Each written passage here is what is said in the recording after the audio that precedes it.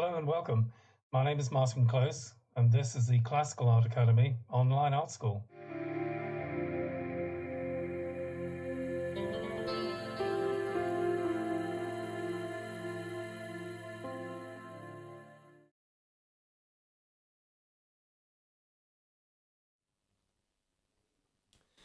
So when we do a painting as an artist, we don't just grab a canvas and start painting. We give it a lot of thought. Some of the canvases which we could use could be hundreds of pounds just for one canvas. So to just go blindfolded without any consideration at all into a painting, which is going to then eventually hopefully hang in a gallery, you don't want to get it wrong. So a little bit of thought and consideration first is always best. And what I always like to do, I call them concept drawings. It's where we have an idea for a painting, but before we go into paint, before we start painting a canvas, we want to check it out first on a piece of paper. So this is what I'm going to be doing this evening. We're going to start the first 20 minutes or so on doing some sketches, so you can see the importance of those sketches and what it gives us as far as the painting process is concerned. And then I'm going to go to an Imprimatura, which is an underpainting, and again show you the benefits of doing that. So here's this is the size canvas which we're going to be using. I've got a couple of sheets of paper over it. It's a 60 by 30 canvas, and we're going to do a seascape. Okay, so I've got something in my head. Let's see a picture of this. We're in our studio.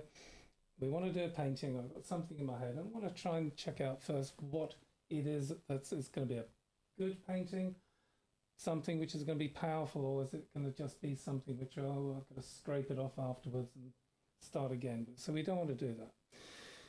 First thing I would like to do is to mark off my centers. This is the center. Obviously that's going to be a quarter. And just mark off roughly the key areas. And do the same on a horizontal. So the first sketch, I'm just going to bring this all the way across. And we're going to be doing a seascape, so we'll call that a horizon line. And here's the dead center.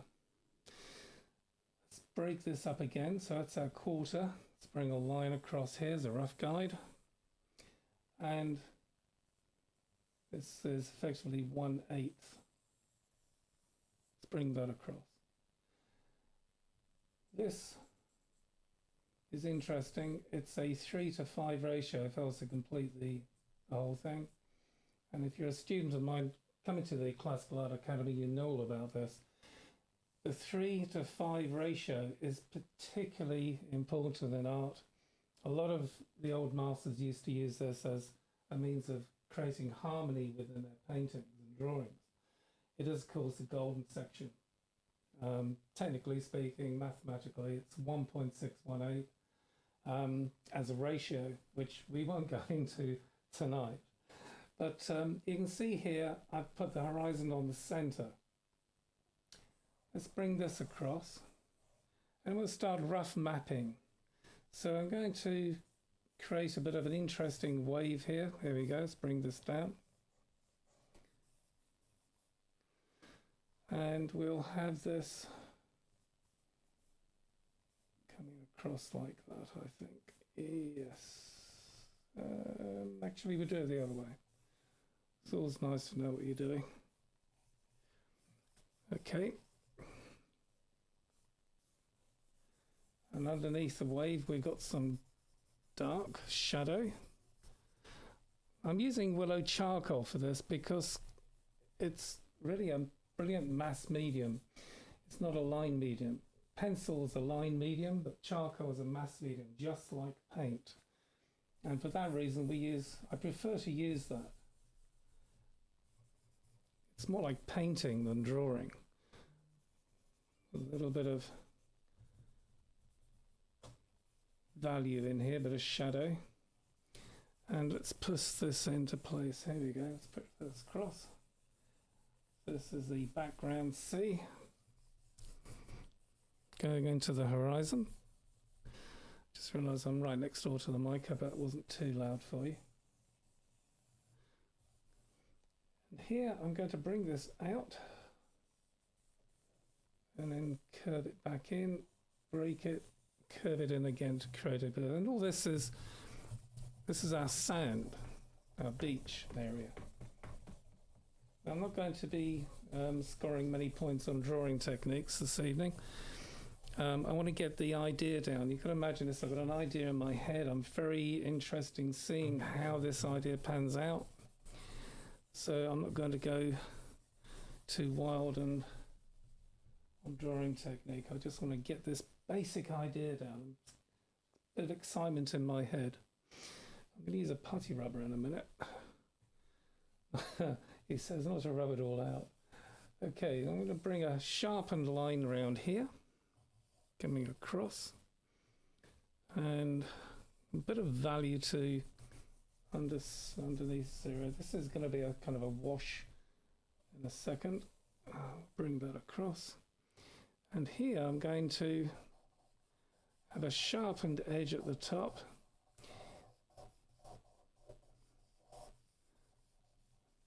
Right. And this is basically the water rushing up. So the wave has already broken before this one. And there's going to be a bit of value coming in on some of that as well. Value meaning tonal value.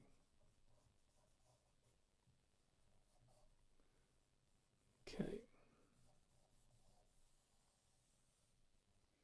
I'm going to smudge this up with my finger. Slight circular motion, that way we don't get a stop-start edge. Let's come back and have a look at that. We can see the beginnings of a painting. We can do, oh, an image, I should say. Let's put some sky in. I'm just going to mass this in.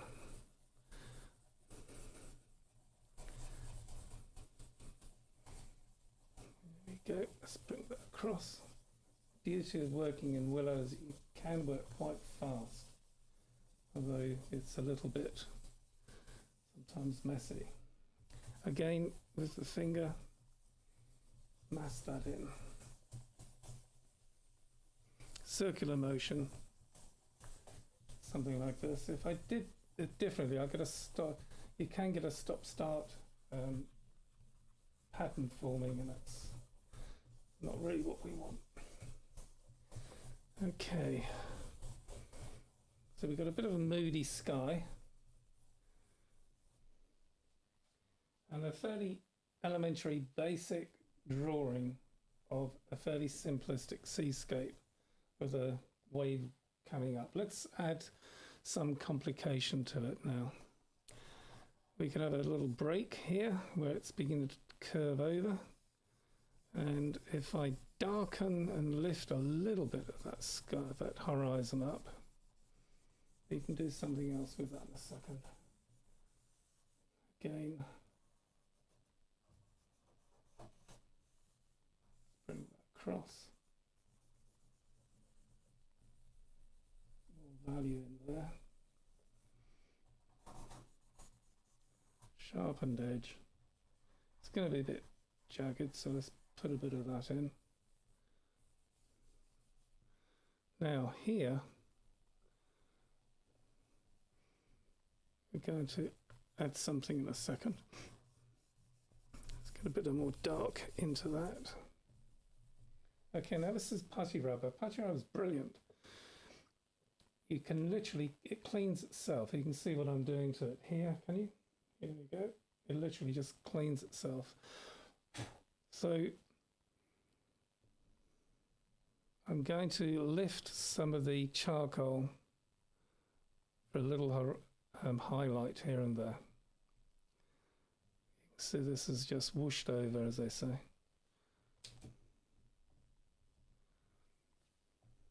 It's not going to be dead flat, that. It's going to have some shape to it, so we'll put a bit in. And again, here's some highlight. That's a little bit better. Let's have a little bit more shadow here. A lot of people think that crashing waves, it's all white. It's not. There's no white in a wave, nor a cloud. And indeed, if you put white into your paintings, you're going to give them do yourself a big misjustice. Sorry, just grab some water. Okay, this is beginning to pan out. Some of it I like, some of it I'm not very keen on, and I'll discuss what those are in a second. Again, with the putty rubber, let's lift some of this highlight. This is something you can do on a sketchbook, scrap paper, lining paper that you get from Home Improvement Centre. Anything. Doesn't have to be good paper. In actual fact, it probably helps if it isn't, because you'll value it. In other words, you'll make it your precious. £10 piece of paper on there, and you'd be thinking, oh, I've got to make it a great drawing. Just any piece of paper will do for this. You want to be pressured or pressurizing yourself to making a wonderful drawing. You just want to get your ideas down. Here I'm going to break this up a bit more. Just random. It's almost like a loose scribble. If it doesn't work, you rub it out. I think that works. Quite easily pleased. Move this down a little bit. Create a bit more of a soft bottom edge. And a bit of a hardened top line. Okay. Yeah, we can begin to see how this looks. It's okay, I'm getting a bit excited now. You've got to picture this, and we're going to now put some sky in. Now I have an idea for some sky, so okay, let's just roll this in. A bit of putty rubber again, just lifting, smudging the bottom. Coming across here, maybe a bit of cloud coming up around there. Again, nothing too, don't go too wild and precious on it. If it doesn't work, well, you can rub it out. So let's press this across. I'll show you how to develop this into something in a second. Now, as we're going to do two sketches, I want to show you this one, and then I'm going to do a different sketch of a similar ilk, but slightly different. Now here we see some clouds forming. I just want to make that a little bit lighter if I can. Here we go, more putty rubber.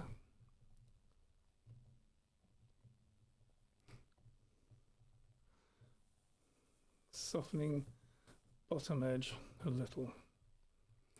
That's it. Again, making this something nice.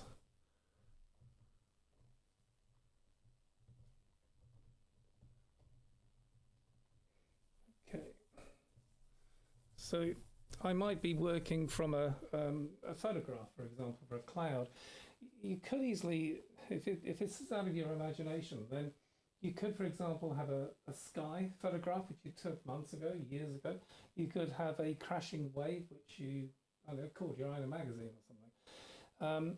And then you could have a beach scene or something where the waves are coming up. And these three elements you can put together. So you could be, if you wanted, working from a photographic reference. But for this, I'm not. I'm just literally coming straight at it. So if we look at that for a second, we've got a reasonably interesting, it's a crashing wave with a bit of sky and some sea coming up to the beach. Okay, let's leave that there. Let's take it off.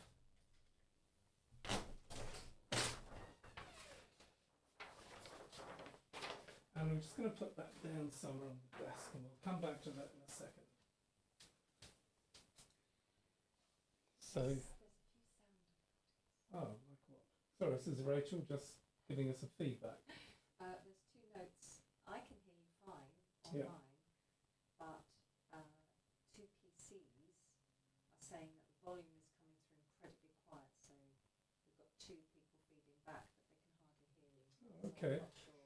that's interesting. I'll try to speak into the mic a bit more. A couple of people who say they can't hear us very well. Please do check in that case of this if your computer volume's up, or you are able to turn it up a bit. I'm getting a reasonably good mic input here at this end, so I'll see if I can talk a bit louder and clearer into the microphone. Okay, all right. So this is what I want to do now is we've got one sketch, but I want to see if I can improve it, and you can be the judge. We'll put the two up side by side afterwards. So again, I'm going to go the halfway and quarter. This time I'm going to raise the horizon up to the golden section, the 3 parts to 5, and we'll put a line across here. Now what this instantly does, it makes the foreground more dominant than the sky. The sky is not the leading actor. The foreground is the main story. The sky is supporting it. We'll put let's put a bit of value across here. I'm sorry, some of you, if you're having problems not hearing very well with the sound quality, we'll obviously be looking into that. This being our first stream, we're looking for feedback, so thank you for that. And it's one of the reasons why Rachel's also monitoring, but she's saying her sound quality on her reception is okay, which is strange. But we'll have to look into that. Rachel knows who you are, so we'll get back to you. A beautiful young assistant has just come back in. Feedback is that when you're directly in front of the mic, yeah, people can hear you, but as soon as you turn, they lose contact with hearing you. Okay. So you need to stay close to the mic. I shall stay close to the mic. I'm glued to the mic. Okay, this is interesting. We'll have to look into this because that's painful for everybody. All right, so here now we see the horizon is high up, so the sky is not the main story.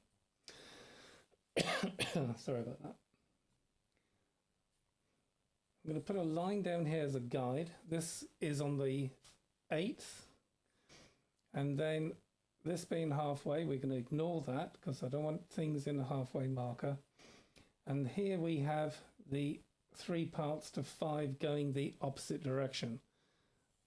So I'm going to bring that across as a guide. Now let's move vertically. Halfway, quarter, that's the 8th. There's the 3 parts to 5, which is the golden section. Same here, 3 parts to 5, or 3 parts to 5. And that's that. Where am I? Got myself lost. It's easy to do. It's an age thing. 1, 2, 3, 4, 5, 6. Okay, so that's halfway. Work with me on this one. Where are we? Half, quarter. No, of course that's fine. It's 8 sections. Okay, nice to know someone's paying attention. All right. Now here, what we're going to shift the main subject across to this side. So we're going to go from quarter now. Let's bring this down slightly. So here's going to be the crashing wave coming down. It's going to occupy that sort of space. Let's bring this in. So there's our wave. Could break a bit here. Bringing it down slowly. Moving it across. Maybe it could break there as well. Might think that in a minute. Rethink that, I should say. shadow. But now we have a different story. There's tension with this, where there wasn't so much tension with with the first sketch. I mean, tension, I mean, it's not everything's in the middle. Things are pushed across. And that creates an imbalance. And so we need to have things to counter that. It improves I feel, the harmonic attributes of the painting. Let's bring this up. Lighter at the top because the water is translucent. It begins to bend over. Or crash over, I should say.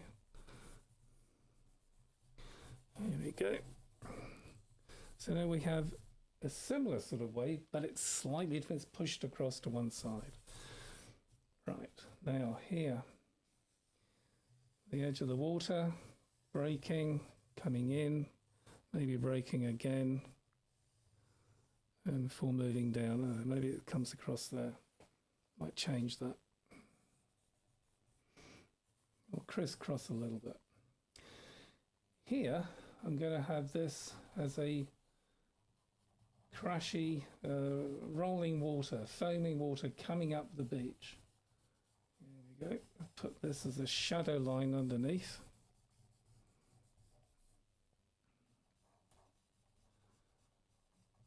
I've got a couple of sons who are really techie, and I'll get them working on the sound for their advice on this. We'll get it next Tuesday. Hopefully we won't have this sound problem.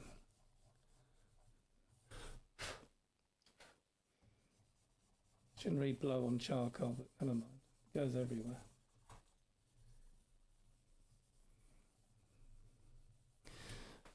Okay, now a bit of value in here. So it's not just pure white. I can lift that in a second. And let's just now put some horizon backwater in. So this is the sea moving up into the sky. You can always lighten this.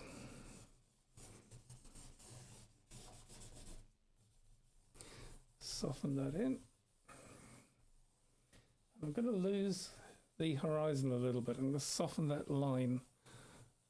So create a form of a sea mist coming in. Excellent. Beach. Bit of a scratchy charcoal there. Let's get rid of that. Again, I'm going to get an award for drawing techniques on this one.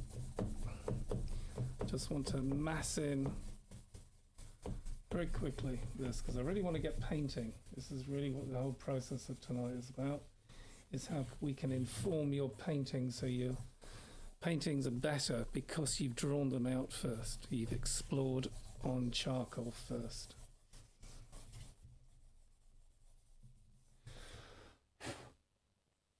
It's beginning to get there. Okay. Now, a bit of value in here because we don't want it too white. If it's too white, it's too glary. There's no such tube or colour as whiter than white, so I want to make sure we don't get into that. Now, putty rubber. Let's see what we can do about this wave. Create a bit of highlight here and there.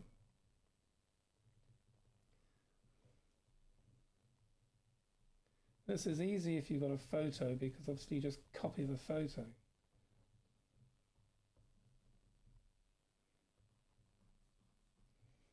But if you live by the sea, you just got to go down and look and observe what's happening. Just going to make it a little bit more defined. Bring that down a little bit more, like it's just rolling over.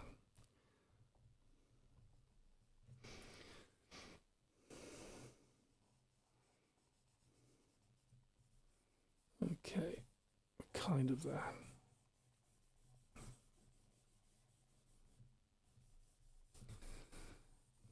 put a secondary wave on. And we can do as many of these as we wish. I kind of feel it needs, we've got something here, I kind of feel it needs something along this area. So here we go, just lift a bit of charcoal.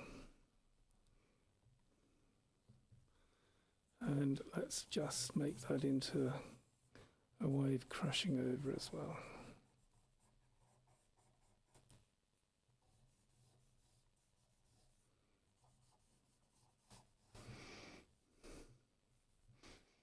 Right, so we're beginning to get somewhere with this. Now, let's look at the sky. Let's put these clouds in. We've got a lot of something, look, a lot of stuff going on here. It's kind of, we've got the foam which is nearer, we've got the crashy wave which is coming over. So let's put more of a cloud over here. Let's really lift this off a little bit.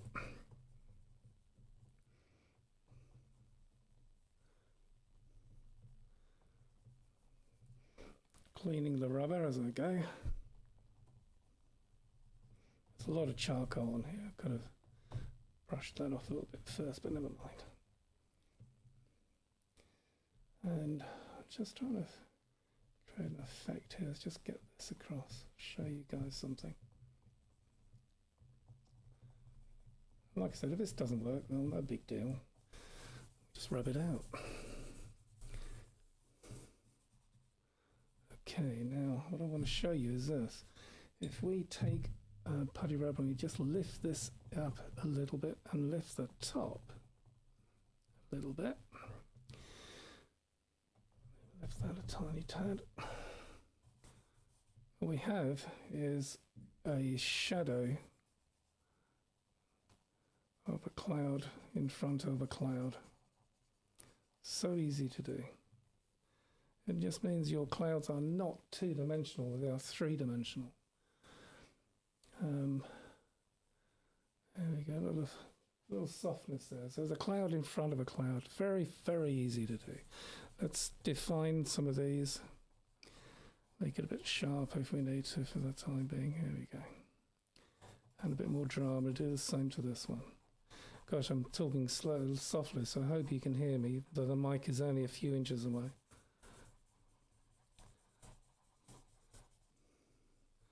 Right, let's get that across. Now, okay, I'm going to have a few clouds on the surface here, just breaking in the horizon. Nothing more than that. Let's bring that down slightly.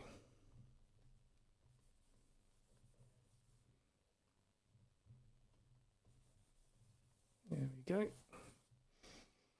I'm reasonably happy with that. Now, can you see the difference? Can you see the difference in these two drawings? Very different design. We've got a crashing wave, a bit of foam coming up on the beach. The beach is a very similar sort of shape. But look at these two sketches now if I put them side by side.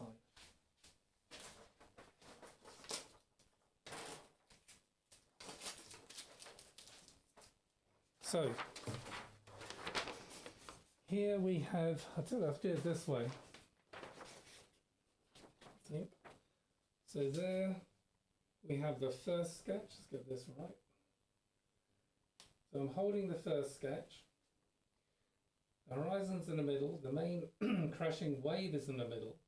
Can you see how less, I say less interesting? I think the second sketch is more interesting. It is, there's more tension. It's more going on. It's more, your eye flits over it. Sorry, my voice is cracking up now. So I feel the second sketch is the one we want to paint. All right?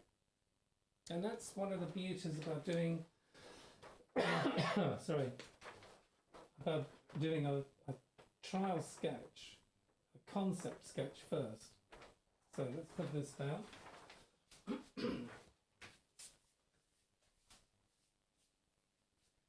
I'm going to wash my hands because as you can see them, they're pretty grubby, so I'll be back in 2 seconds with the sink in.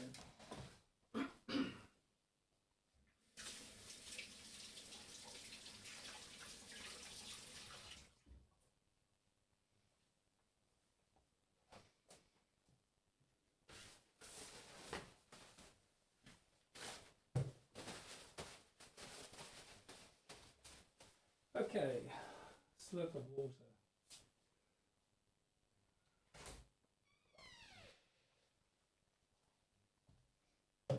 Here's my beautiful young assistant just popping in again. Oh, with water. Excellent, thank you. Just wanted to let you know. Yeah. You've had some hellos from Don, Hi Don. David, David, excellent. Jane Morton, I'm Jane. Hi Jane. Philippa, Philippa. and Tony. Oh wow, Tony, excellent. And there's nearly 30 people viewing at the moment. So I don't know if you want to invite anyone to ask questions. Gosh. You can, I can pop in. Yes, please do. I'm totally blown away. Nearly 30 people watching. I might actually need to get good at this. So, okay, well, if you have any questions or anything you need to cover in later streams, like next week, or please do ask Rachel if there's anything you want to cover straight away. There's a text box there. I can see it. There's a text box. The wonders of science. I must put myself on a how to do this course. Anyway, moving on. Let's get painting. So, where's my bin gone? This is what we're going to want to be looking at. So I'm going to put that above. It's just out of sight. Sorry about that, guys. But that's going to be my kind of goal for today. So here we have a nice, slightly charcoal stained canvas. And the first thing I want to do is to make the canvas really messy. And we do this with two colours. Yep, a raw umber and ultramarine blue. Now, both of these colours are transparent, which means when you mix a transparent colour together with another transparent colour, you actually get a transparent colour. As opposed to if you had a transparent colour and an opaque colour, like cadmium red for example, you'd get an opaque colour because the opaque is dominant. And I don't want to make this brown or black, but I do want to make it a darker blue. So, palette knife. You should be able to see this on the right of your screen. This is the ceramic tiled palette. Can you see how the raw umber makes the blue of the ultramarine slightly dark? I'm going to make that darker still. So a bit more umber. Cat on.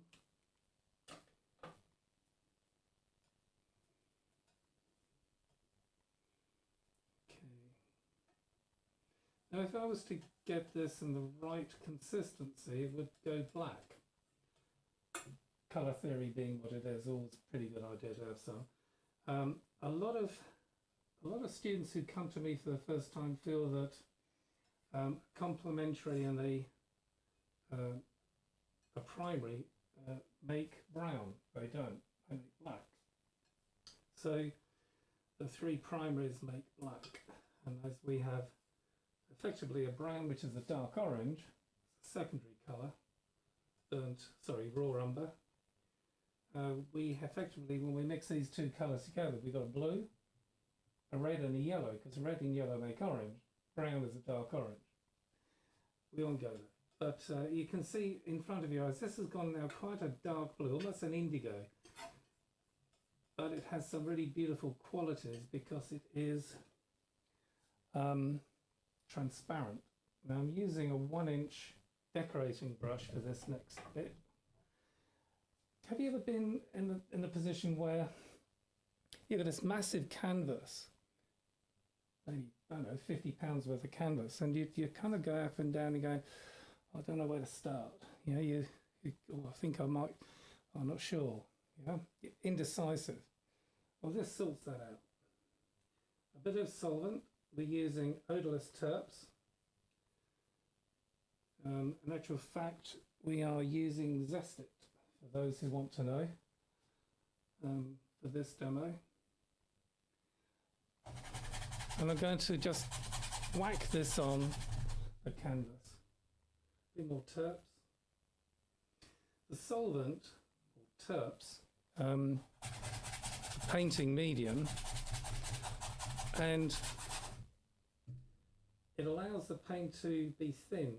It will go further. This is quite a thick artist quality paint, so it won't spread very. It needs a medium, like a solvent, to make it flow better. I'm going to spend a few seconds doing this, so bear with me a minute.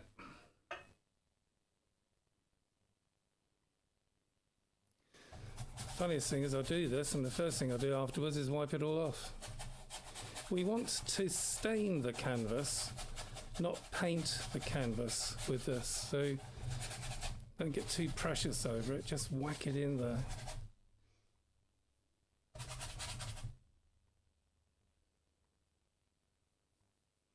As the weeks go to months and we do these streams every Tuesday at 5 o'clock, we're going to cover a lot of different techniques. Going to be painting forests, going to be painting seascapes, still life, all sorts of things.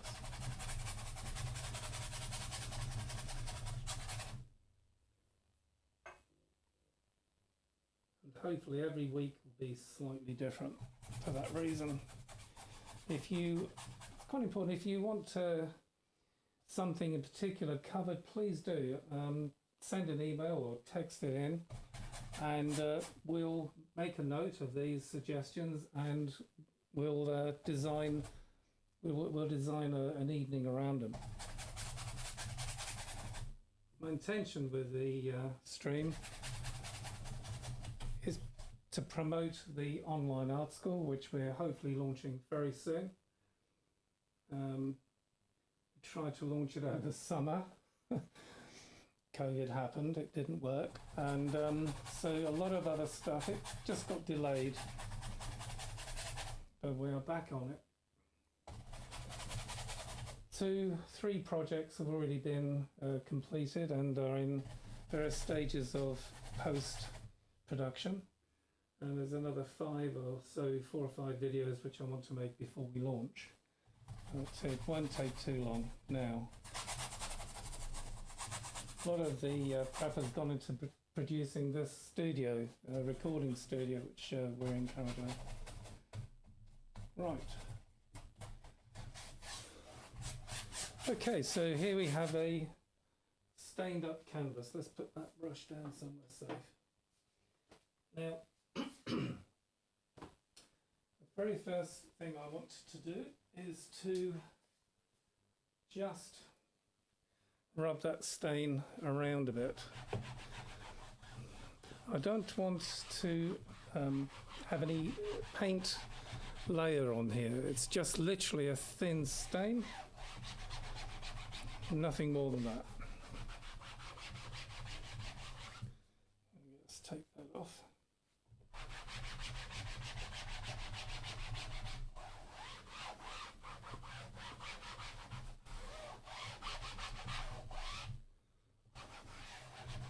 Probably deafening the mic because it's right next door to it. Okay.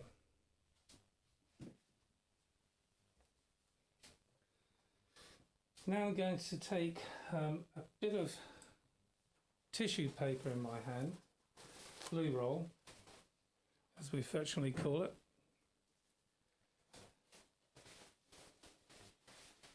And I've got here a Rosemary & Co brush. Now, Rosemary & Co brushes, honestly, I've been using Rosemary & Co brushes for about 15 years.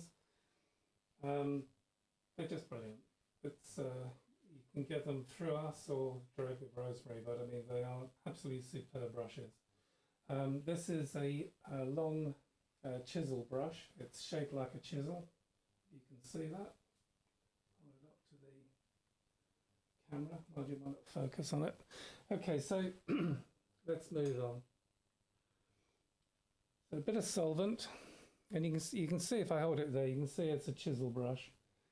It's shaped like a chisel. I'm firstly going to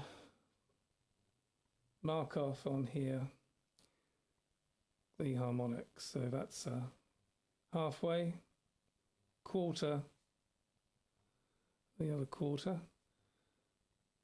eighth rather. I'm not much good at maths. Funny Chinese takeaways. Moving on. That's halfway. Again, just breaking it into half, you'll eventually come into the eighth, whatever that is in metric. And then we're going to just roughly put in some guides. Now you can see this is cut through the stain right to the bare canvas, and that's really what we want. So I'm going to, a line here, kind of comes up a bit around here. Just got a rough design going. I've got my sketch above, which, sorry you can't see, but we've kind of seen it already in many aspects. So it comes across. You can see golden sections about there.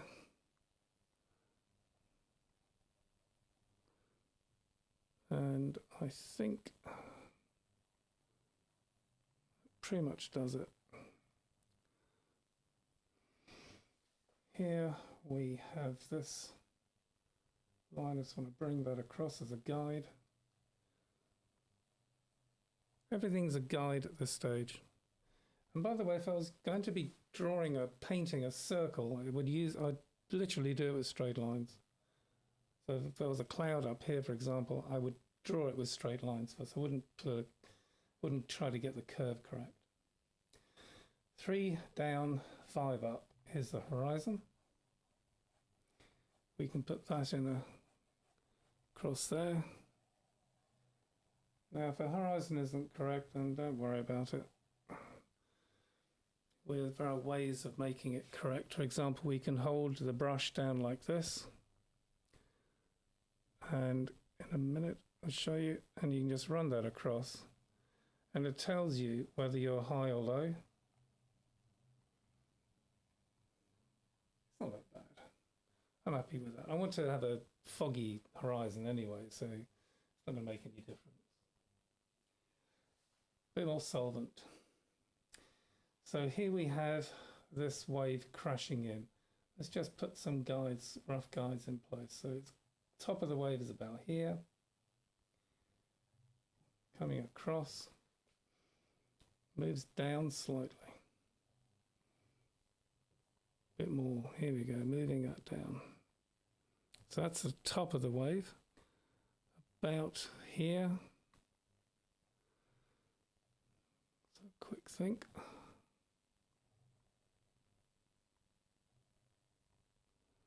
Got this crushy over bit. Let's put that in.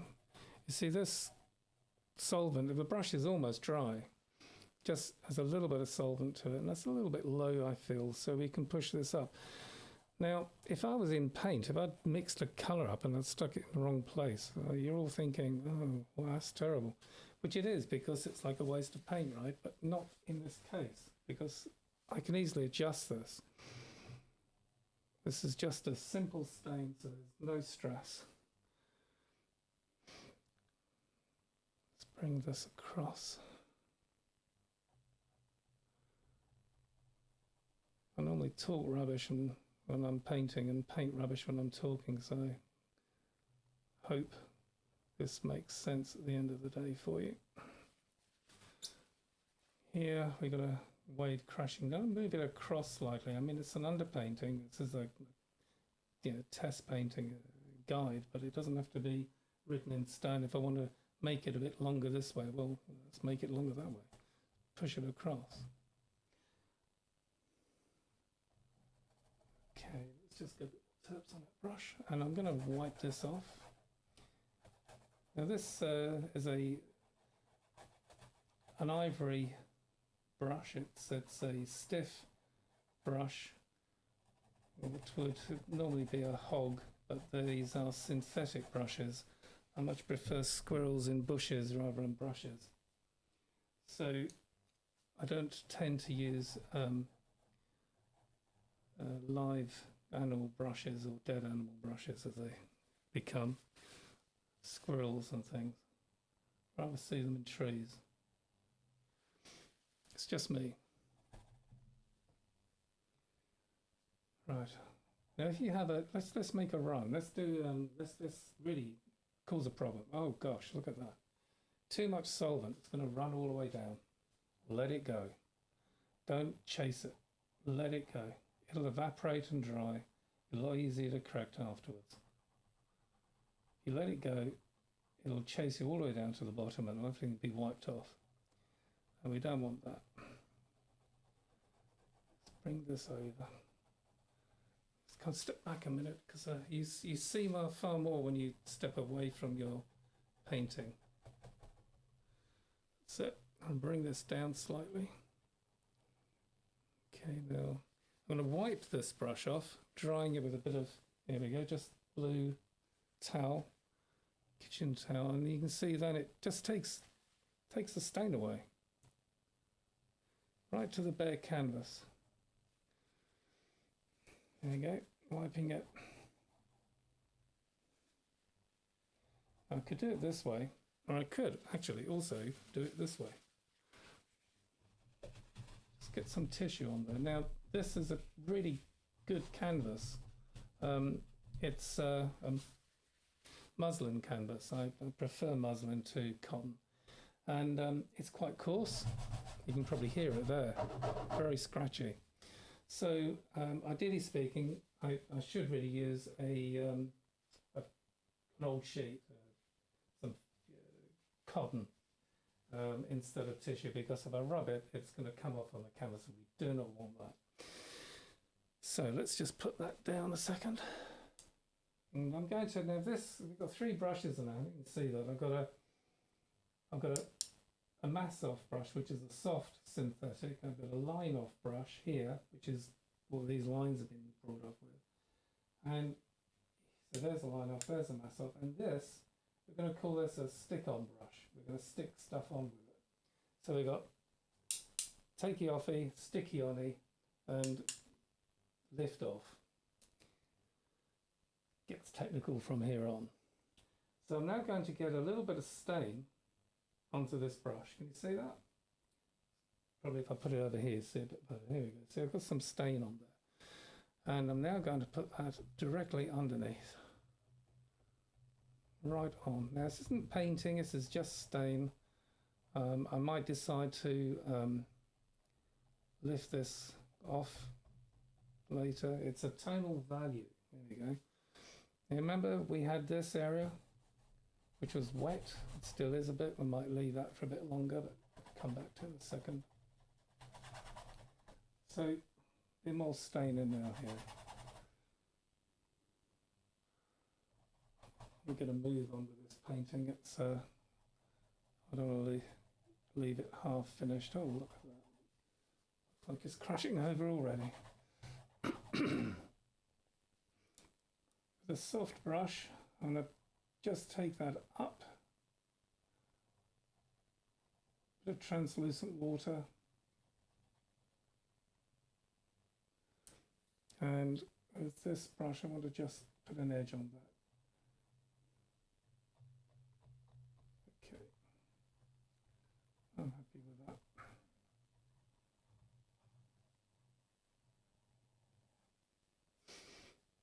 Yeah, we'll make something of that in a second. Let's continue with this dark stain. If you remember the drawing, at this point it had some foam crashing up, which was the previous wave which broke up onto the beach.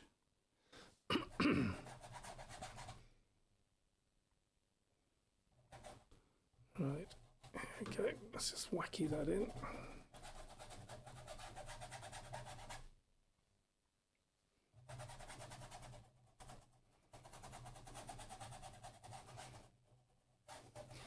I can't tell you enough, you know, the best way to do a painting is not to worry about it.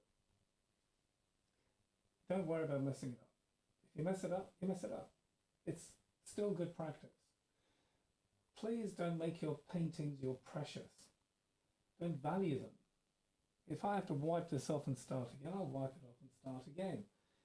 But if you value something, it'll stop you doing that. And that causes you stress and anger and all sorts of things you don't want to get involved with when you're painting. Ideally speaking, anything you want in your head when you're painting is your painting. Nothing else. No worries, no fears. Just relax and enjoy it.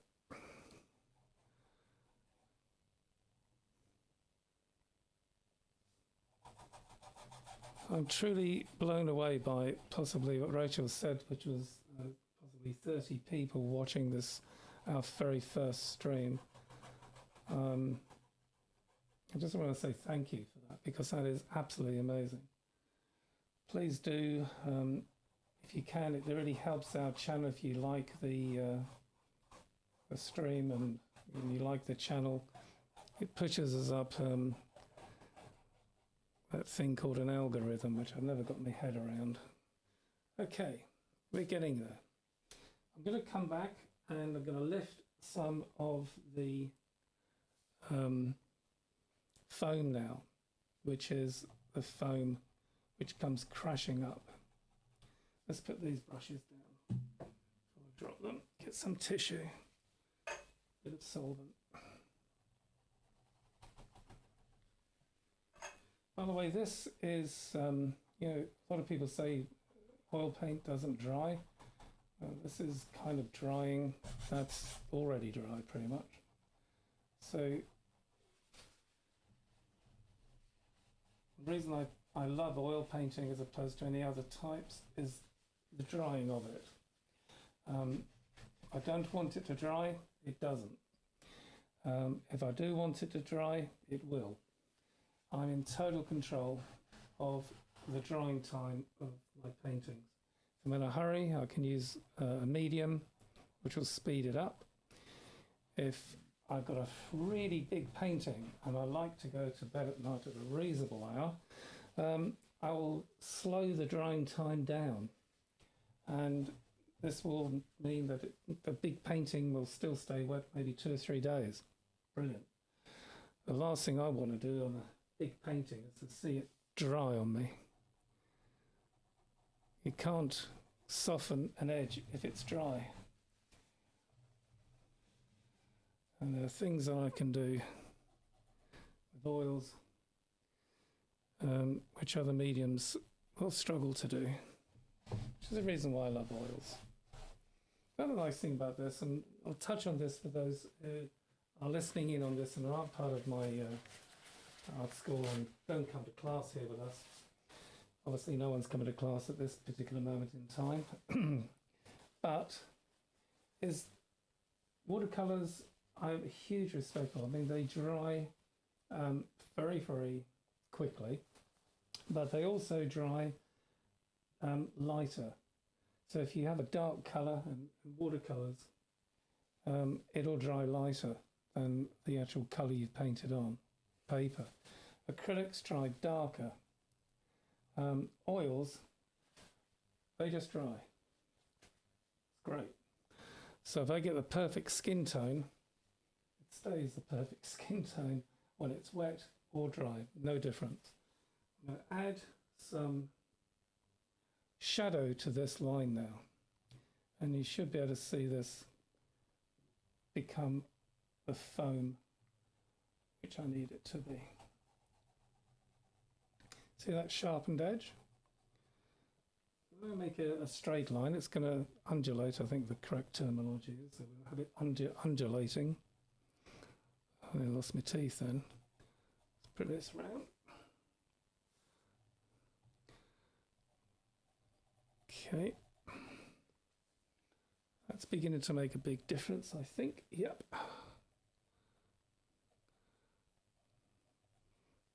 Nothing like this particular style of painting, by the way, is called an Imprimatura, spelt as it's pronounced, Imprimatura.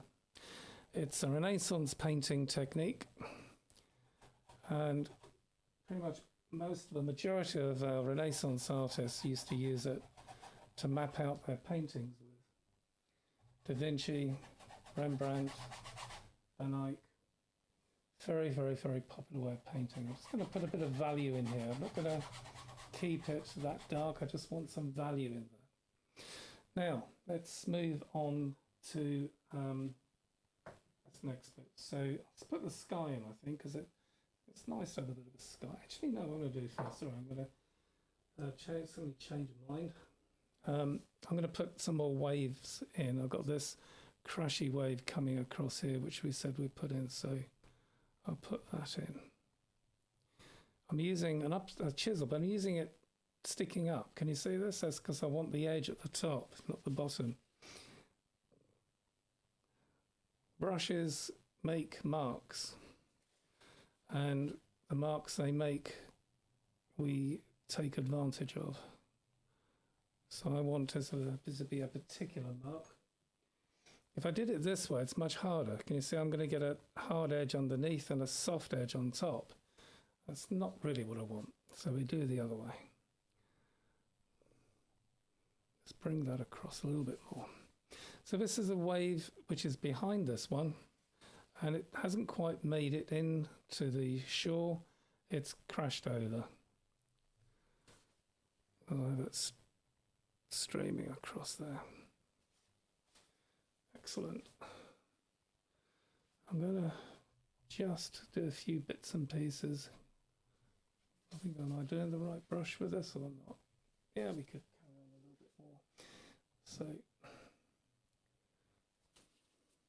you can see it just lifts off. This is actually a dry brush almost now, but it'll still lift off.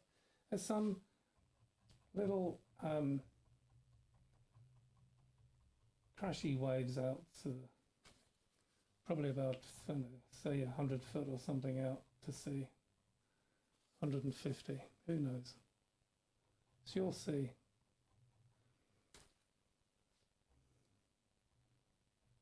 Nice thing about your paintings, if anybody says you haven't got it right, you can just look at them and go, well, it's my painting.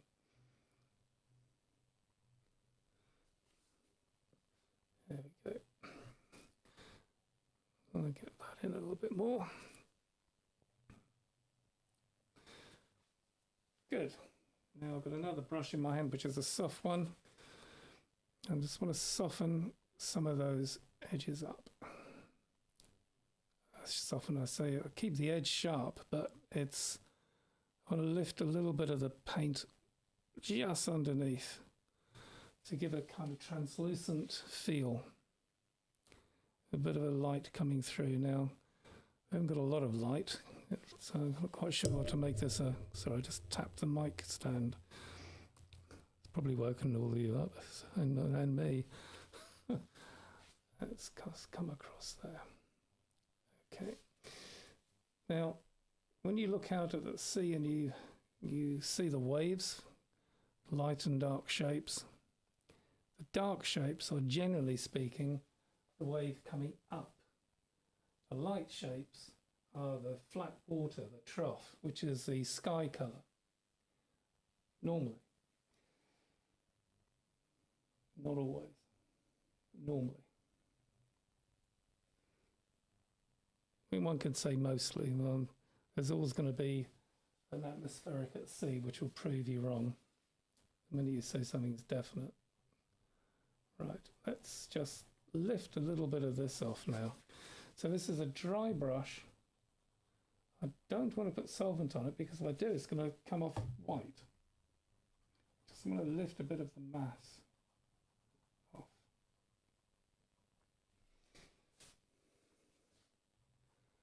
Make a lighter colour underneath here and there.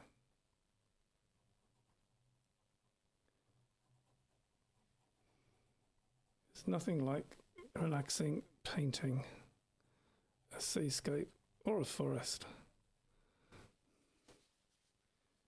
Right, let's now just... I think I might need just a little bit of moisture on this, so I've just dipped it slightly in the solvent.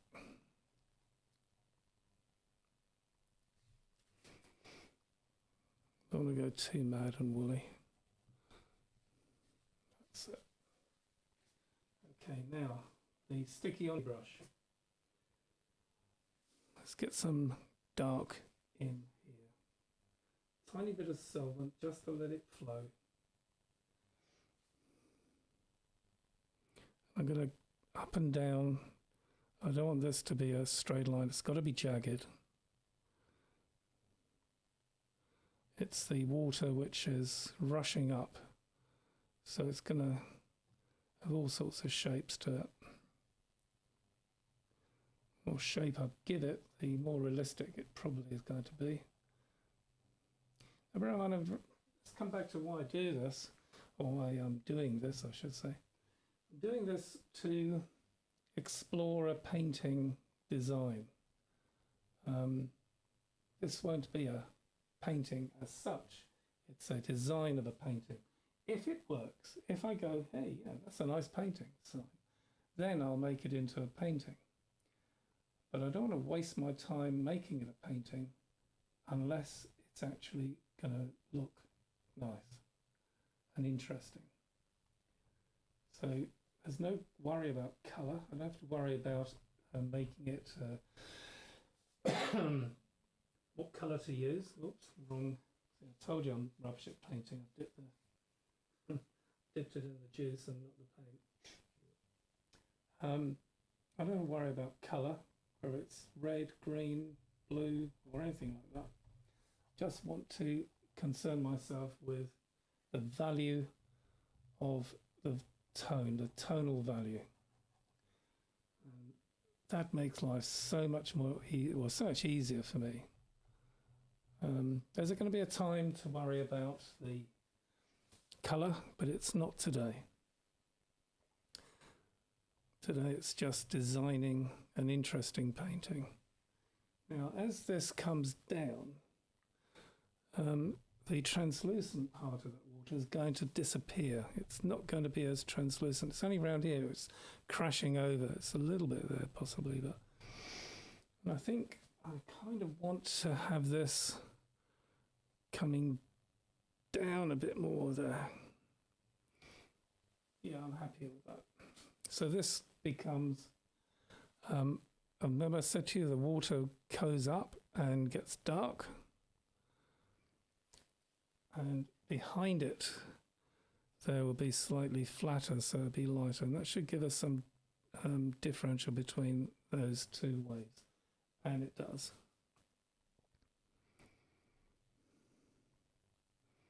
Excellent. I can still put a little bit of dark in here on a secondary wave. Let's just push that in. Don't want to go too techy. And maybe that would have a little bit of froth coming in on the tops. I say maybe because it's not going to be a lot.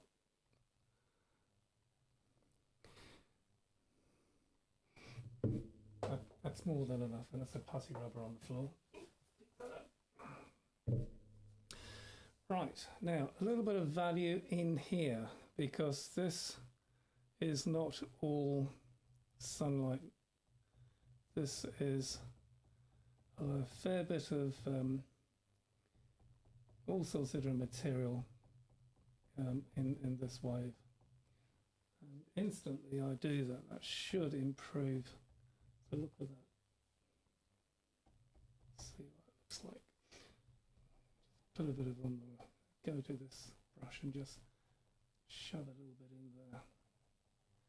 I'm making some shadow shapes, and of course, yes, you guessed it, after doing this I'm going to make some highlight shapes.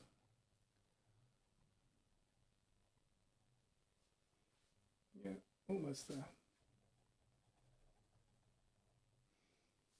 Okay.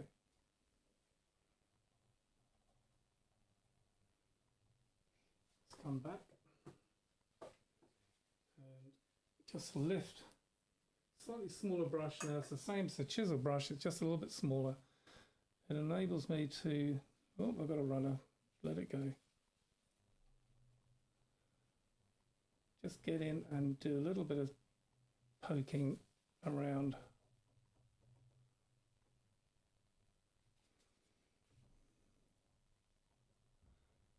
Got very tidy lines, and what I don't want to do is to make some kind of pretty repetitive pattern with this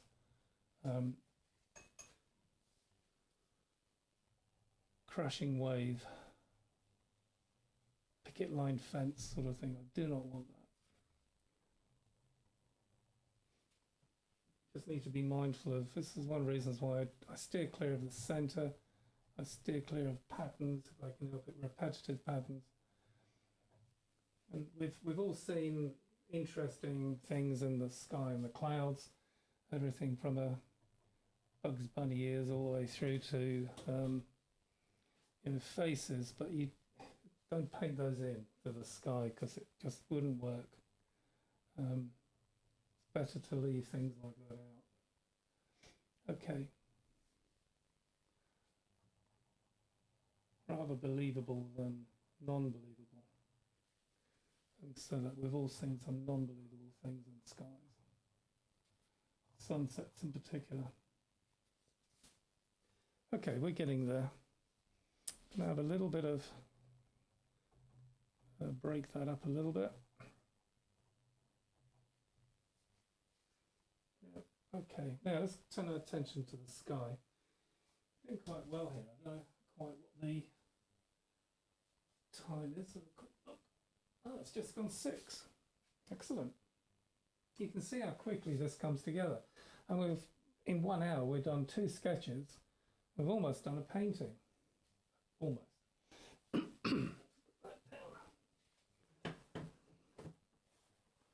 So what I want to do now is to get some power in the sky. So let's just get a bit of terps on the brush, and with the putty-on-y brush, I'm going to put on some stain.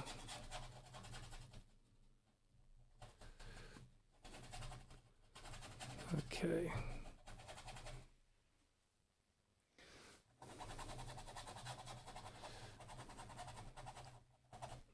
I've got the drawing just above me, so I kind of know where to put some of these darks, he says.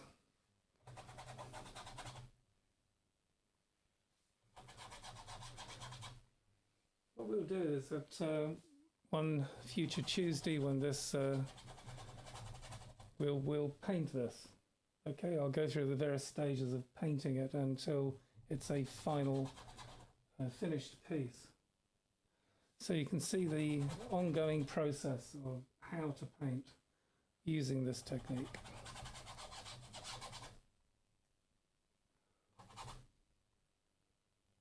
I think I probably could have done with a bigger brush at this stage, but never mind.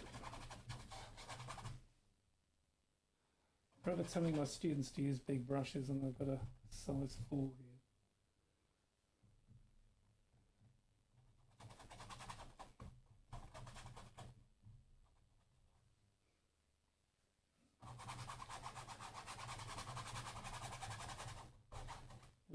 We've started streaming, by the way, because obviously the effect of COVID is having on not just us but everybody.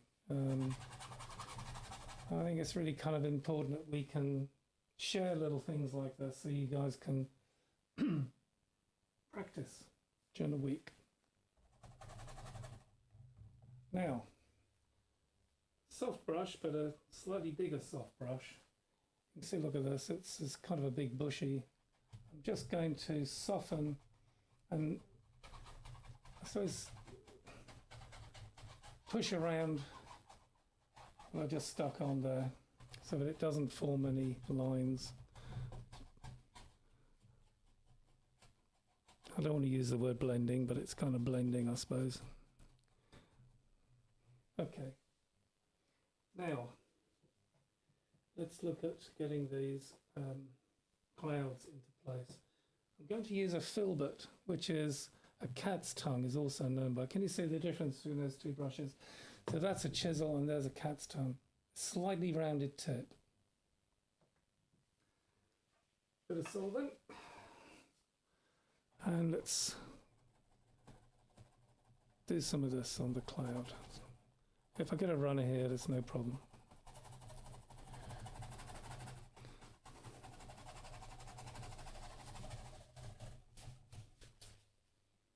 Again, I'm going to get a soft brush and just lift that off. This one's a slightly smaller one than the one we just seen.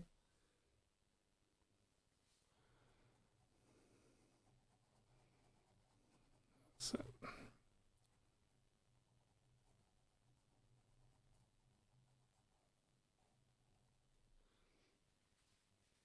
it's really looking a bit like a painting.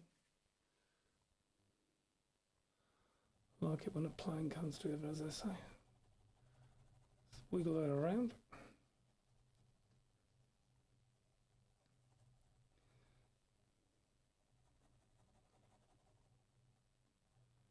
And here I just want to hint that there's a few clouds tickling above the horizon. Nothing more.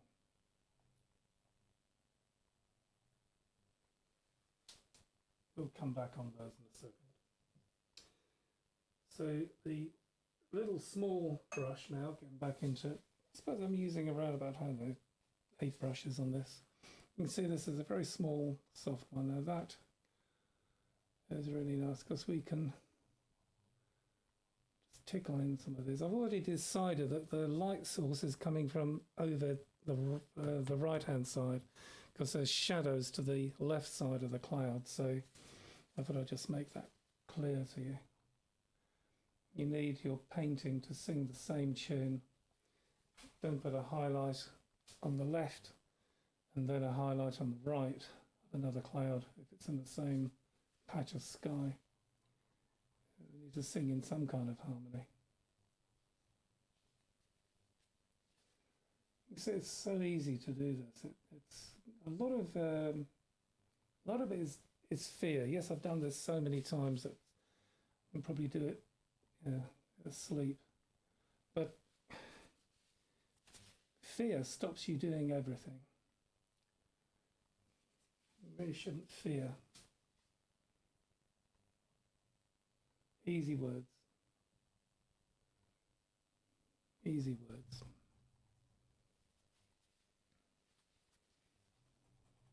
I'm going to put that brush down because I'm just passing it from hand to hand. Opening up this tissue a bit. Okay. Bring a little bit onto that. I'm just going to rub it, but I can dab.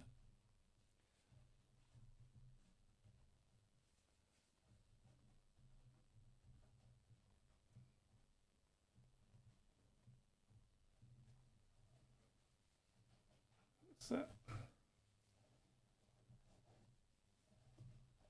get the shape of that cloud in a second. I just want to lift the mass off really at this point.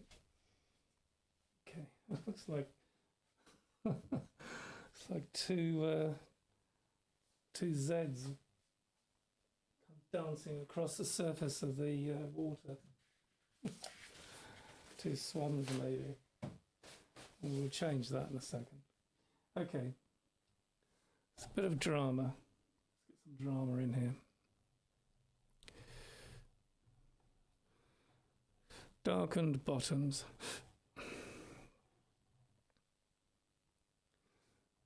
And I can see the horizon line, but maybe we can take the horizon away. For whatever reason, it's still going to be there. You know where it is. Don't need to have it such a big mass. Softening a bit of that in. And again, lifting some of this cloud shadow. Excellent. Soft brush. Push that around the base a bit. Tissue, wiping the brush off, coming down and just, there we go.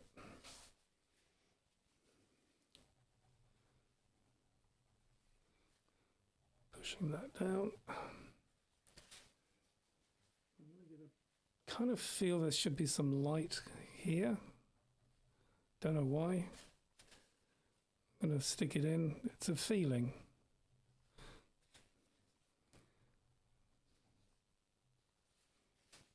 Yeah, I kind of think I like that.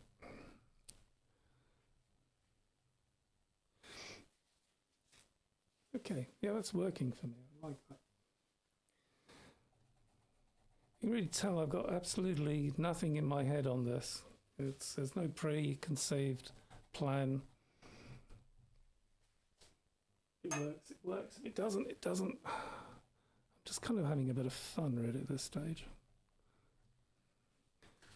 Drying the brush and lifting. It's possibly too light, but we'll leave it for the now. Softening some of that across underneath. Excellent. Yeah, liking that. Now, let's get rid of this Z shape.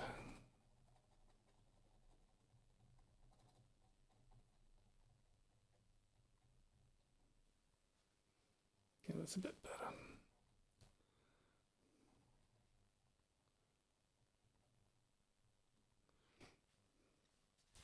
Sharpen this edge up here. Oh, I've just had another thought. Hate it when I have those. Right, let's get this up. I thought I'd increase the size of that cloud a little bit, but having it hidden in the shadows. There we go, to nothing. I keep saying to my students a good brush technique is vertical, horizontal, vertical, horizontal. And it takes a while to come to believe it. But it's much better than this. Don't dab. Dabbing doesn't do anything. And don't put everything in one direction. It just makes it look like it's hairy clouds is not something you really want. Okay, so random brush strokes. I'll come back to that in a second when it's dried off a bit. Let's pull in on this one now. So here again, I somehow managed to get two very similar shaped clouds. Very tidy brain. Those who know me are actually probably laughing their heads off at that comment. Right.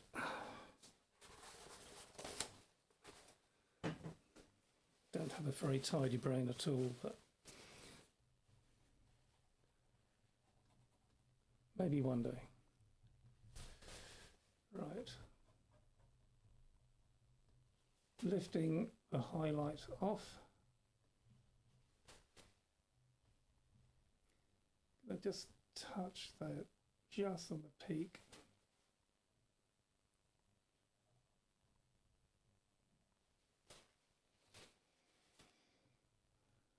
Still got this shape in my head, look at it, it's all happy swans. Oh dear. I'll do something with that in a second and get rid of them. But for the now, we'll humour them.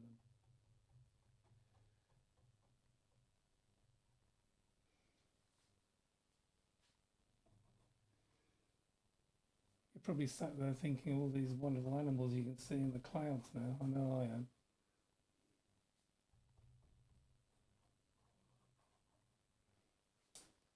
Yep. Soften that in. Okay. Get rid of this. Now I just want to get a bit of value in some of this. I want to darken the bottoms of the clouds and also darken the left-hand side, because remember I was saying the light comes from the right in this.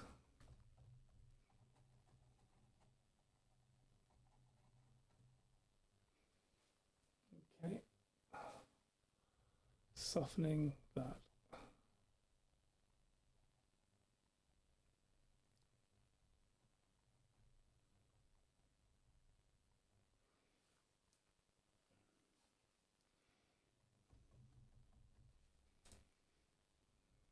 A bit of shadow under here, because I kind of feel this could raise up a little bit,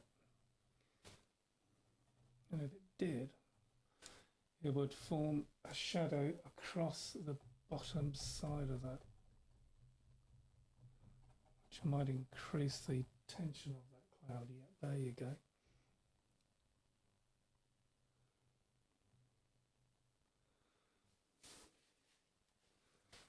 Great. Getting on quite well. I'm kind of enjoying these clouds.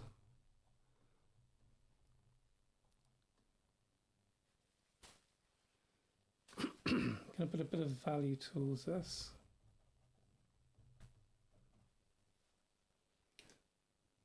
Okay, I'll leave that to dry for a little bit. Let's get into the sea again. Bit of value on the brush. Some of these waves, which I'm not going to go Kilimanjaros on them. I just want to make them almost flat, but happy. If you do this sort of, have this sort of shape in your mind, along with that, you did that repeatedly, you'd end up with something which looked like seawater. Can you see that? So that's what we want to do. Random. With some different long shapes. Nothing's going to be seen at any real distance. You don't want to be pouring your heart over some detail which is actually 2 or 3 miles off coast. No one's going to want to see it, and no one really cares. Here we go. Tapping the bottom of that wave. And we're going a bit more. I'm hardly using any paint at all. It's really just a stain. You can see there's hardly anything on the brush.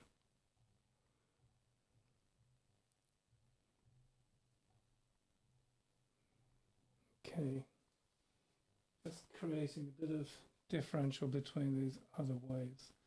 I like the lightest light and the darkest dark to be next to each other. So where we have this light and a really defined edge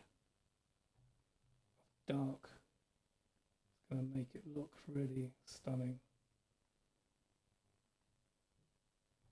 There we go. Again, no straight lines. Scientists tell us there aren't any, so why should I argue with them? Bring that down.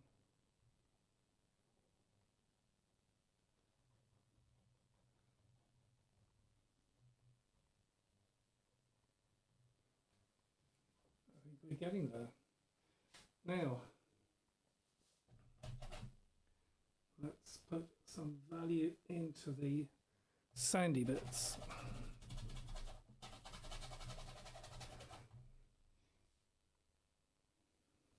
Now I've done a blue Imprimatura instead of, I mean, why didn't I do a red Imprimatura or yellow Imprimatura or green or brown Imprimatura? I've done a blue one because it's a blue subject, generally speaking, it's blue.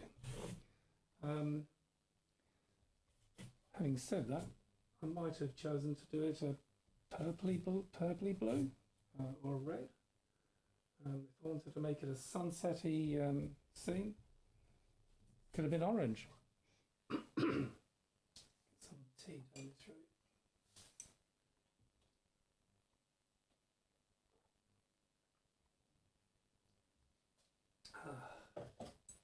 Right. In doing blue, I can, especially ultramarine blue. Don't use cobalt. Cobalt's semi-opaque or opaque, depending. French ultramarine is transparent, and I need the transparency of the colour to give me these values, which is what we're seeing. Otherwise, if it's opaque paint, I'd just be black or white.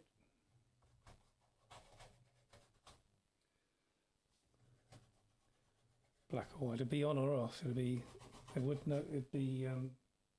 too contrasty. There wouldn't be any values of greys and tones in Told you I'd talk rubbish when I'm painting. So,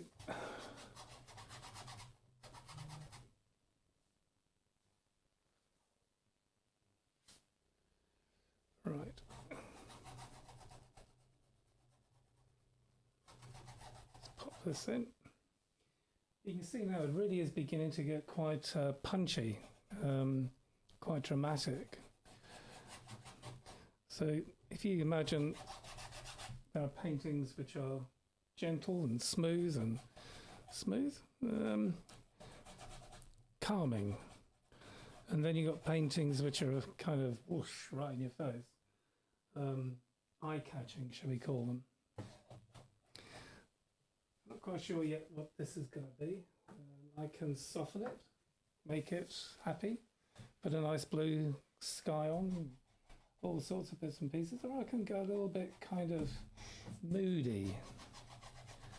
I like moody. I could limit the colour, making it almost grey and adding a small dab of colour here and there.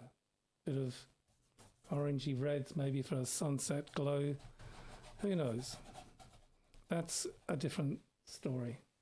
That's for a different time. Right now I'm only interested in the design concept of this painting. Now this value which I put down earlier is now dried, enabling me to manipulate it a bit, and I'm just going to smooth that off. I think it's working. Yeah, it's working. Looks like it's working. Must be working. Let's put this across here.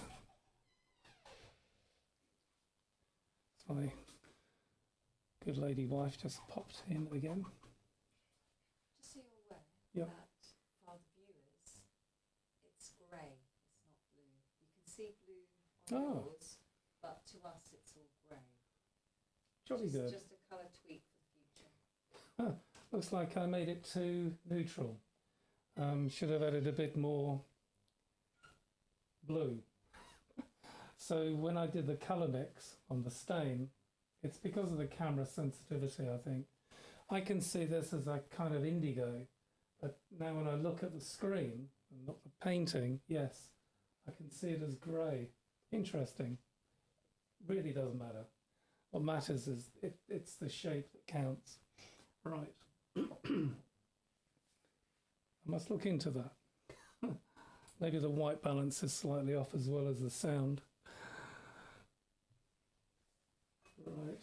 So now I've got a small chisel and I'm going to lift some of these highlights off. Now this is, look, it's quite dry really. It's not exactly wet. And this line I'm putting in, I'm going to let it dance around the place. It's a foam pattern. And it's just, like, funny, it's harder to fall off a chair, I think. Put that across.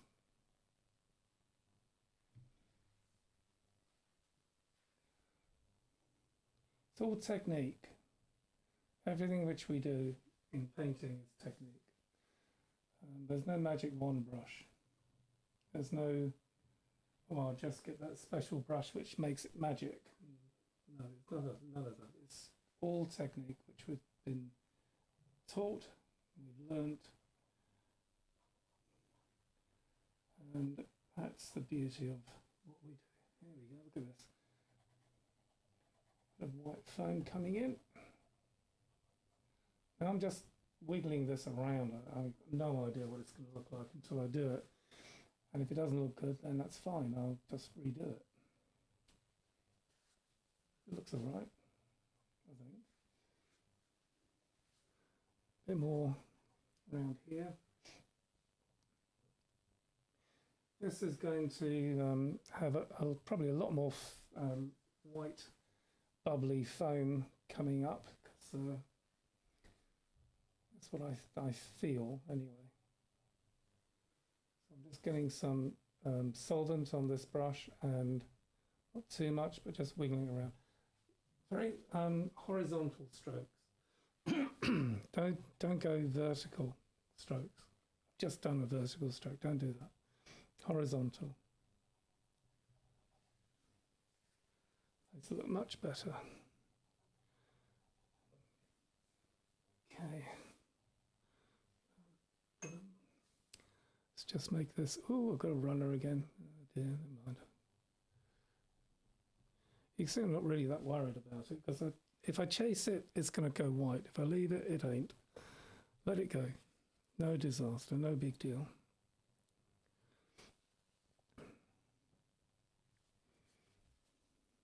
Push that across. You can see I'm just lifting these lights and it's beginning to lift this part of the painting out a bit more as well. Obviously this is a little bit dark. We'll come to that in a second.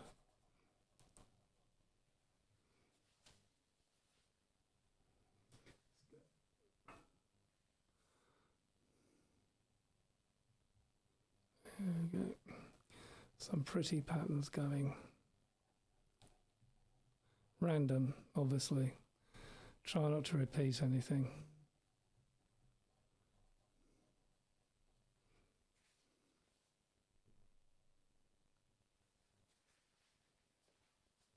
Step back and have a quick look. Yep, it's beginning to come together.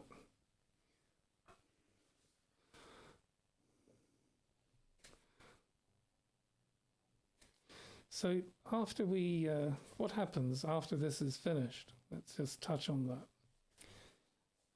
Because I'm not worried about colour.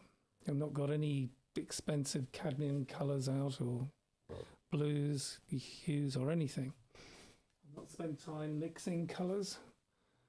I've just spent a time mixing a bit of stain. And we've got a shape. It looks like a seascape. Interesting, you put these shapes in a different order, different shapes, and it would look like a forest or a rock. It's just shapes. Hard edge, soft edge, blended edge. These shapes make it look like a seascape. What I'm trying to say in a roundabout sort of way is when I hear people say I can't paint clouds, well, don't. Paint the shape that you see. Hard edge, softened edge, blended edge. Get the shape, get that correct, it'll be a cloud. Trust me. So don't worry about what it is. In fact, when I'm doing this, I have no idea what it is. Sometimes I only think about it because, like I said, if I'm thinking, I'm not painting. When I paint, I feel. And I feel this is going to be okay. So just bear that in mind. If you have any fears, like you can't draw hands, faces, eyes, don't. Draw the shape of those things. Draw what you see. Don't draw what you think. You'll probably think it far too wrong. Right, here we go. Now I'm going to get this, see if I can do it with this. I think I can. It's still a bit wet. Okay. I'm just going to lift some of this stain off of here. I deliberately made it dark. So I didn't want it to be too light. And I'm going to sharpen this bottom edge up as I bring the stain up.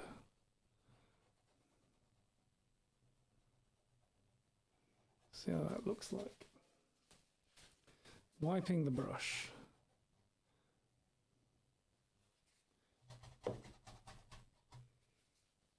Okay.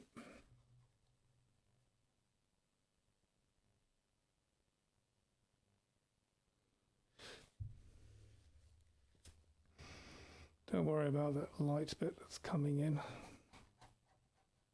It's gone now.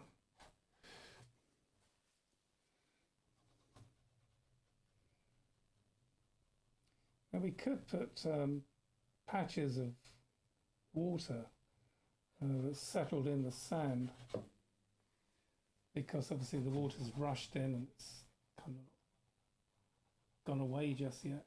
Hasn't soaked into the sand. Could put some of those in. I might, in actual fact, put some of those in. See how I feel. Let's put one in. So let's just lift this up. Let's just lift the pattern out.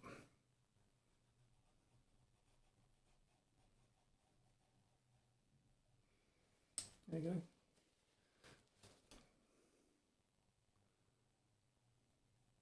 Obviously, when we get the right colours in the right place, that'll look like a right shape of wet sand, so you get a bit of reflection coming up from it from the sky.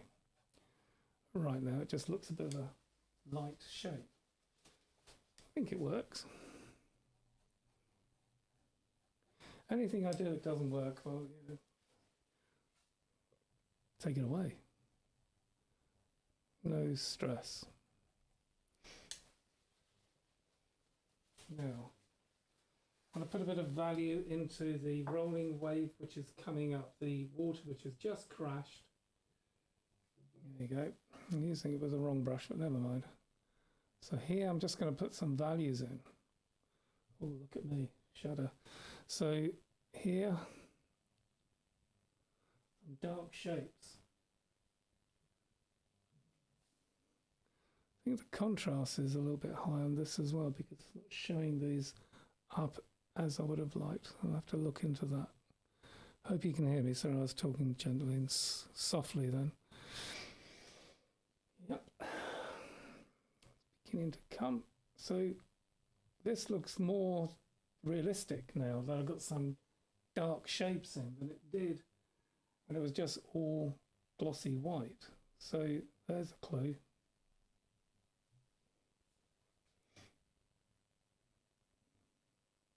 Don't make it all grey, you need the highlights.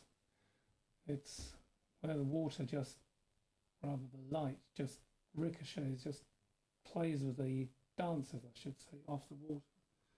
Told you I talk rubbish when I'm painting. Okay, here we go.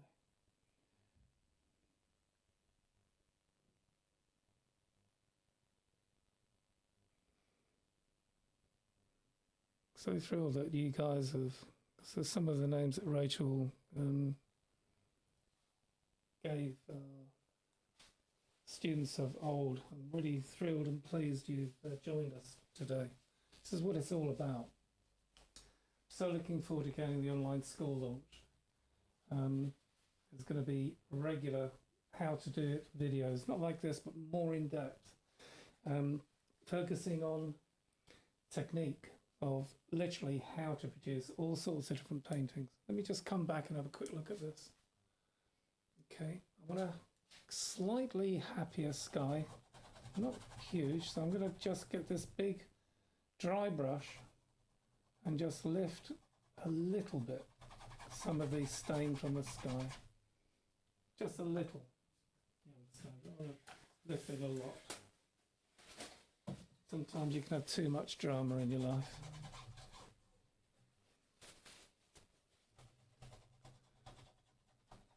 Now, so far, I'm quite pleased where this is coming out. I'm spending a bit of time tickling it around the place. And it's, I think it works. Not over yet. We can do a bit of, just going to soften this end bit, getting these clouds a bit of a flat bottom if I can. There you go. Now it looks like it's coming out towards us.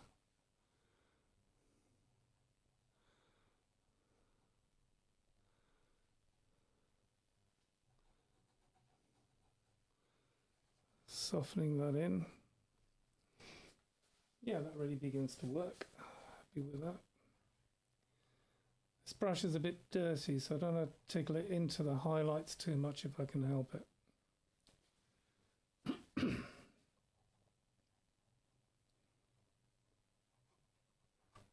I don't know how long we've been taking over this. I'll just check the time. So about 20 minutes. So this is probably after about an hour of painting this, isn't it? Ish. Not bad for an hour. We've got a really nice painting, I feel, beginning to take shape. Softening this out a bit. And this is almost dry, which we need it to be because that'll help us with the values. light and dark. Otherwise it would just be on or off. Can we just step back and have a quick look? Yep. Okay, let's lift a little bit more of this colour off the sand. I'm looking for a balanced painting. I don't want it going too dark, too light. It's got to look nice. I'll take that highlight away. A puddle of water, which will work on that. Look at that. Okay. So a quick look on the screen. You can see the whole thing like that. We're done pretty nice. I like that. It's a nice image. It's cool. Let's lift a little bit more highlights on the sea area. I'm going to get some. So it's generally lighter, but with some dark shapes in there. Currently, it's dark with some light shapes in there.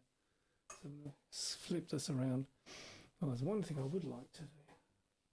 Yeah, I think I'll do it. And let's have a bit of a reflection going on here. That's what I was going to do. So I've got a fairly stiff brush, and there's a fair bit of stain on here. I just want to create a hint of a reflection across there. That's it. Just rubbing the stain off. Here again we can have a bit of a reflection.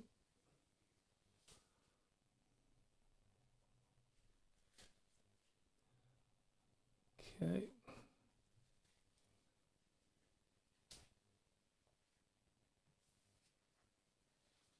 Interesting, I haven't got a text box up anywhere that I can see, so if you guys are sending me text messages, I do apologise, Rachel, and I will do a post-mortem on this and see what we need to improve for next time. Don't know why I can't see your messages coming up. Obviously you're sending them because Rachel's receiving them. Yes, it's beginning to work a bit better now.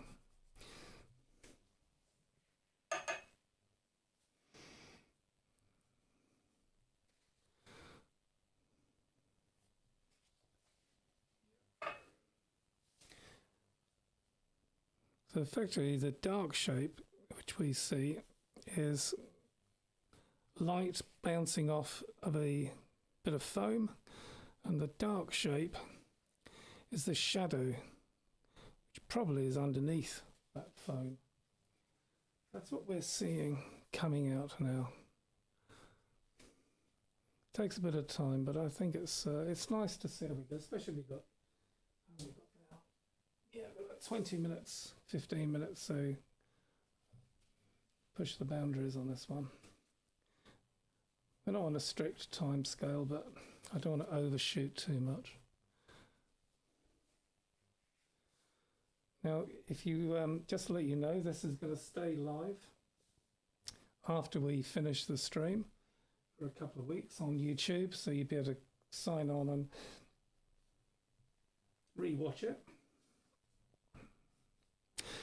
When we get the online school, these videos will be permanent on the online school videos, so you can watch again and again. The beauty about that is it will form into a really beautiful resource. If you want to know how to paint a bush, you can go to numerous videos eventually. Clouds, different sunsets, different skies. Really looking forward to it. It's one of the, I don't want to say, because so many people have suffered in so many different ways this terrible COVID thing. But we've got off the gerbil wheel and taken a step back and seen how we can do this now, whereas before I I was just working too much to actually make these videos. If that's a benefit, then we'll call it a benefit. I hope all of you who are listening are safe. I thought I was still wearing my mask. It's I'm taking it off. My daughter's making masks. Look at them, they're brilliant. 4 different shapes.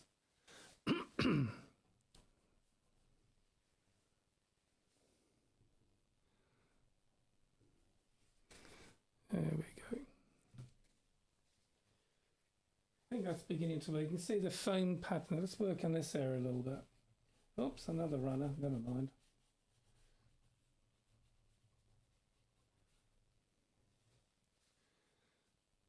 Taps on, dry the brush, and this stain will lift from the canvas onto the brush, which is dry.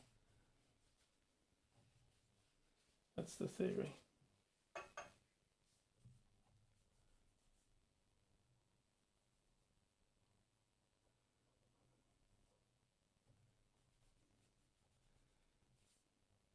So what we'll do is I'll have a look at your comments and wish lists for these streams, and I will, to my very best, try and listen to all that you've asked for, and we'll put that into operation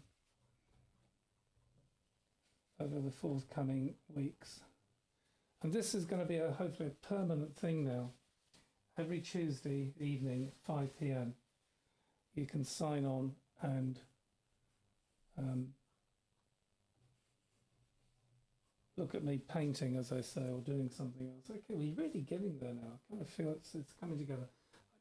A couple of thoughts I was going to asset, yeah. Just wanted to lift a bit more of this reflection. I don't go too wild and woolly on it, but just a little bit. When I'm nearing this point, I tend to stand back from the painting, and I try to make a list of 3 things that I want to change. And if I can't make the 3 things, a list of 3 items, then I have a think and ask myself, do I need to change anything? Because if I can't see 3 things, then I've got to be pretty near to finishing the painting off, or this stage.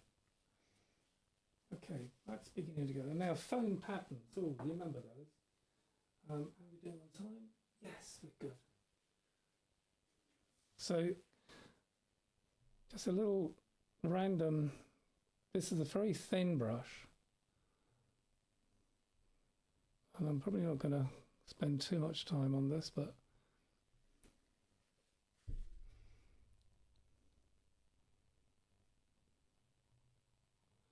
this is where the wave, you get a foamy pattern coming up.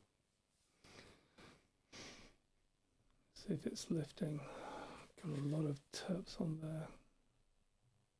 You've got to think of perspective when you do this. Obviously the wave comes up, so it's going to be looking at you.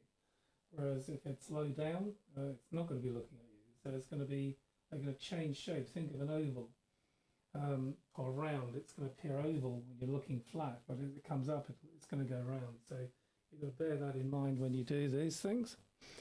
So here we've, and again, trying your hardest not to picket line fence it. Don't go too neat and tidy. I don't know if that's working. A bit too close to see. I think it is. Yeah, it looks like it's working. A bit more around here.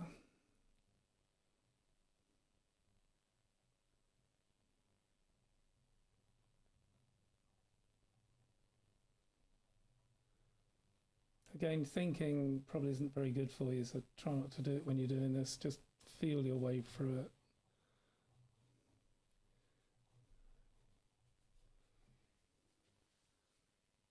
Oh, yes.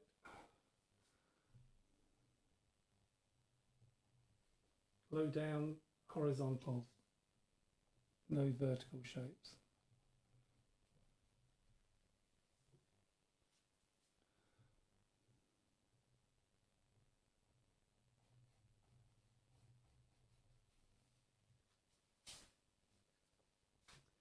Lastly, I think we're almost, that's one other thing I'd like to suggest we do before I put this to bed, as they say. Let's just grab that around there. Sorry, I'm talking softly. I told you I can't keep it. Hopefully you're listening and hearing what I'm saying. Really will look into this. Not quite sure why the mic isn't doing its job properly. Right.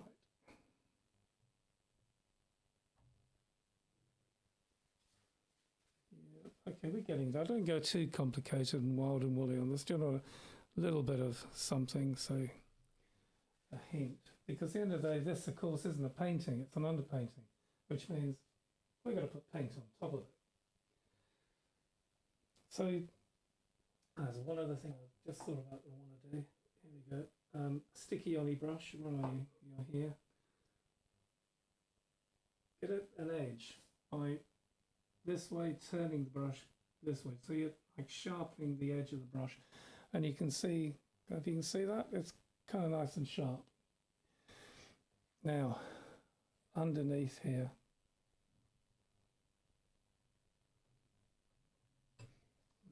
Paint on would help. I might need a tiny bit of solvent.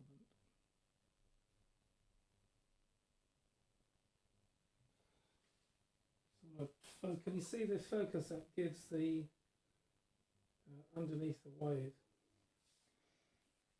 There you go. Let's just a little bit more in there. Because it's so thinned down, I don't want to put a big dollop of paint on because that's going to. It's not what this is about. Yes, that's working. It's bringing it further forward. Can you see that? These little tips. It's the shadow of the foam. And it's kind of roll, if that's the sandy bit, yep, the wave's rolling up. And as it does, this is the foam. You can see round here when my fingers meet my arm, it'll be in shadow. And that's what we're doing. We're putting that shadow in. It's just the simplest of things to put in, but it's so effective. Really makes it three-dimensional.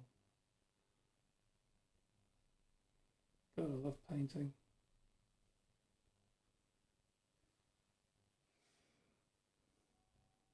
There we go. Actually, it looks like it's crashing over that bit already. I don't know how I did that. It works. If something works, leave it. If it doesn't, then obviously don't leave it. But if it works, it's good. Good for me. Good for everyone. I'm quite pleased where this has come to part. So I think we're about to leave it there.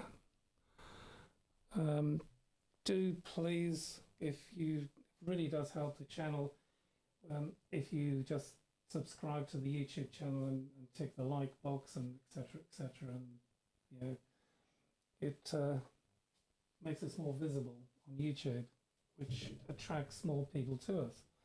And that's what I wanted to do. So it really does help if you could do that. And like I said, I'll hope to get the online school live as soon as we can. It's got to be right, and it's got to be good. Rachel and I are working for that as we speak. Here we go, look at that.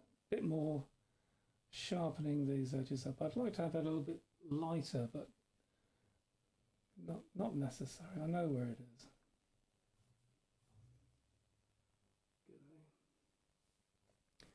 Around here. Oh, look at that.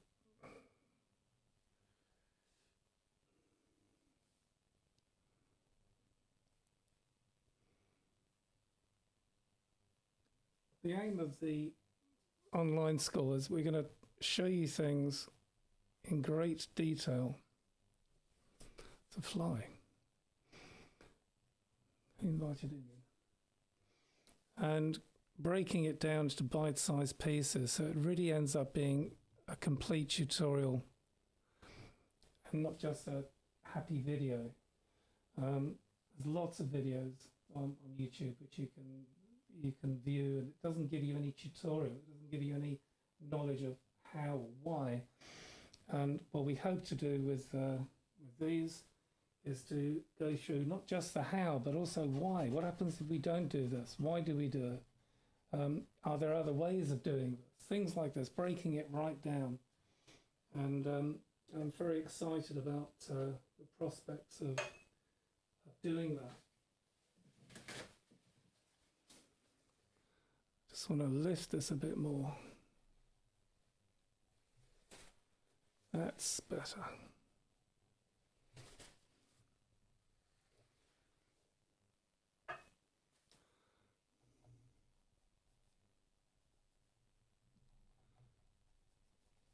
I think we're about there. I'm kind of playing with it now in many aspects. I could, for example, just take a little bit more and